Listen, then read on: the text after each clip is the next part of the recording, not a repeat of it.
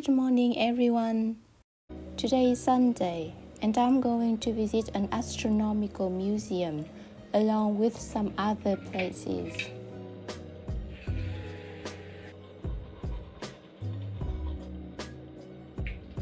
First thing first, makeup. I don't wear makeup every day, usually only when I go out. It takes me a lot of time to get ready, from applying makeup to choosing an outfit and doing my hair. But I've learned to live with it just fine. I'm someone who does things slowly. I dislike rushing and I prefer doing things at my own pace.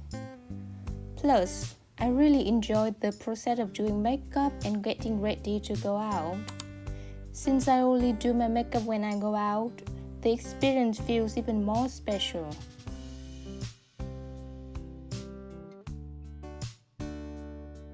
Do you often go out or prefer staying at home? When thinking about going out, I often find myself having conflicting thoughts. While I'm excited to do something new or fun, the idea of going out can also feel tiring to me. Do you feel the same sometimes? I know there are people who love going out. Just getting out of the house through the most mundane or unnecessary things in their list. And I also know people who are perfectly happy staying at home in bed. I'm more like the latter. And when I do go out, I have not had the habit of documenting my journeys, let alone posting them as vlogs. I mean, why would anyone want to watch a vlog? Okay guys, this is the Taipei Astronomical Museum. Astronomy or space aren't something that I have much interest in, but I'm open to new experiences and getting more knowledge on the subjects. The museum has a lot of info for visitors to read through. While I have always known that gravity works differently on other planets, seeing my weight fluctuate from one planet to another was rather fun. Remember the small interesting fact I mentioned earlier? It was about an event called the Carrington Event. Raise your hand if you already know what it is. I didn't. For people like me, according to Wikipedia, the Carrington Event was the most intense geomagnetic storm in recorded history. It created strong auroral displays that were reported globally and caused sparking and even fires in multiple telegraph stations. What caught my eye about the Carrington Event was actually the name Carrington. At that moment, I thought it was such a beautiful name. Hence, I read more about it. This is my first time editing and posting a vlog about my life, so I'm kinda nervous. I sometimes watch other people's vlogs about their daily lives, but I've never imagined that one day I would be doing the same. I have a lot of reservations about posting on YouTube. While I use social media a lot, spending about 5 to 6 hours per day, I mostly consume other people's content. It's not that I lacked interest in making content. The thought just never crossed my mind until recently. And when it did, I wonder what kind of content I could produce. I felt like I didn't have much to say or to share, and anything I could say or share had been done over and over by other people. Would I add any more values by repeating them? Vlogging is a popular kind of content with its own dedicated audience. Yet that doesn't eliminate my self-doubt, such as, my life is not that interesting, what would I share? Or would my vlogs provide any value to the audience? I also struggled with negative thoughts like, I look awkward on camera. I don't know what to say. Or, why would anyone want to watch how my days go? After reading through some YouTube comments and Reddit posts, I realized that many people had the same thoughts as I did when considering whether or not to start vlogging. Not to mention, vlogging takes up a lot of time, especially for a total beginner like me who's self-taught in filming and editing.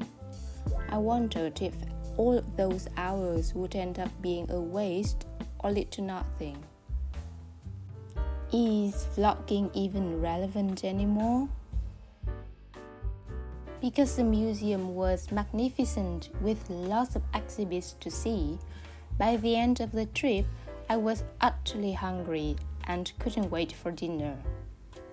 Unfortunately, being Sunday, all the restaurants were packed with people, so I wasn't left with many choices. I ended up choosing a Japanese-styled restaurant. Here's our food. Ta-da! I ordered some roasted beef and rice with fish. It's not that the food wasn't tasty or anything. It's just that I'm not particularly fond of Japanese cuisine, or at least of the Japanese food that I've tried so far.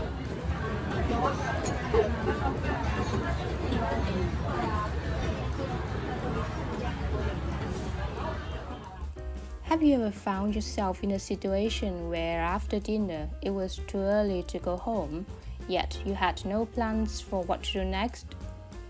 So, the logical choice was going to the cinema.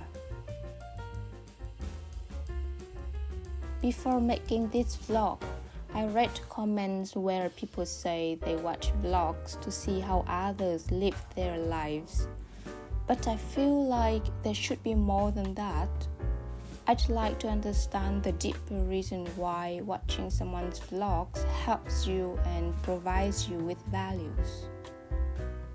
If it's because you need answers to certain problems that the vlogger might address through their daily life, I understand. Or perhaps you want to know about an experience you are about to have yourself. But if you, A, do not have any issues that the vlogger can provide solutions to by showing their daily life, or B, are not about to have the same experience as they did, then what is it about vlogs that is enticing to you? Please share your thoughts in the comment section below, as I genuinely want to know what makes you want to watch someone's vlogs. Also, please recommend some of your favorite YouTubers in this niche.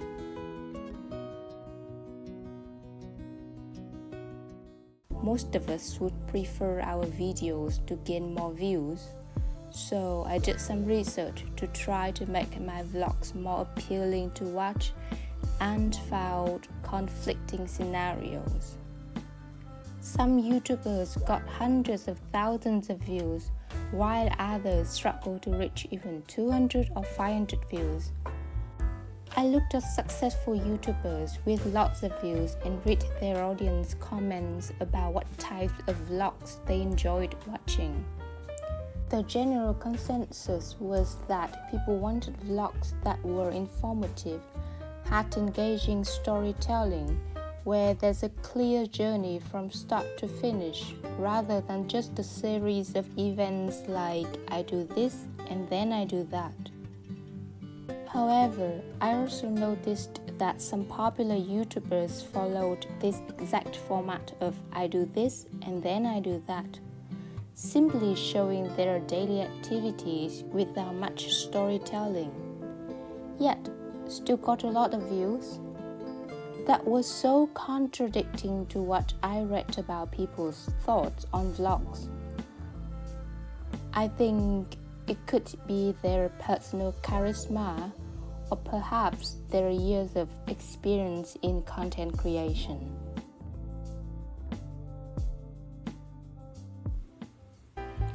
On the other hand, I came across comments from YouTubers who said that they had been vlogging for 4 to 5 years but got so few views, which discouraged them so much.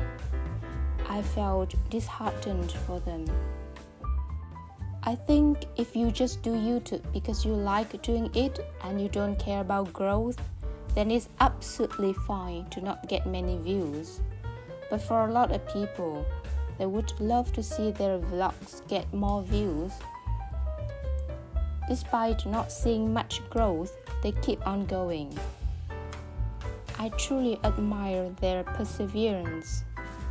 I think it would be challenging for me to be persistent if I see no growth over time. Okay, that was quite a rant. I hope I didn't bore you with my random thoughts on vlogging. Aquaman 2 was my movie choice. I'm a fan of superhero and action movies, but honestly, superhero films often don't live up to my expectations. Sometimes I feel like I watch them because they are a safe option. I like Jason Momoa and the character he portrays, but whenever I watch a superhero movie, there's always something that feels either so unreasonable or ridiculous that it snaps me right out of the immersion. This time, with Aquaman, I kept wondering why he had to free his brother to help him fight the enemy. Sure that his brother had dealt with the bad guy before, but would you not be able to fight anyone else with the same expertise now that you are king of Atlantis? Like, that's truly your only option. Someone who had tried to kill you in the past and might do so again in the future. Maybe DC wanted their own version of the Thor-Loki bromance couple. As for the first Aquaman movie, if you haven't watched it, I can help you sum it up in 2 words: mommy issues. As I passed by a beauty store on my way home, of course I found myself in need of a few things. You never think you need anything until you see a store. I browsed their products and ended up buying a few sheet masks. Using sheet masks at least 3 times a week will improve your skin quality greatly, especially in winter. Now it's time to go home, and I'm ready to crawl back into my comfy bed after a day out. In the end, the best part of going outside is coming back inside. However, getting home couldn't be achieved immediately because I felt compelled to satisfy my sweet tooth. Therefore, I stopped at a 7-Eleven to pick up some sweet drinks that would curb my cravings. What better way to end the day than eating comfort food in the comfort of your own home, right? We worked hard today, fellas. Hanging out takes a lot of energy, and now we deserve something sweet. Until next time.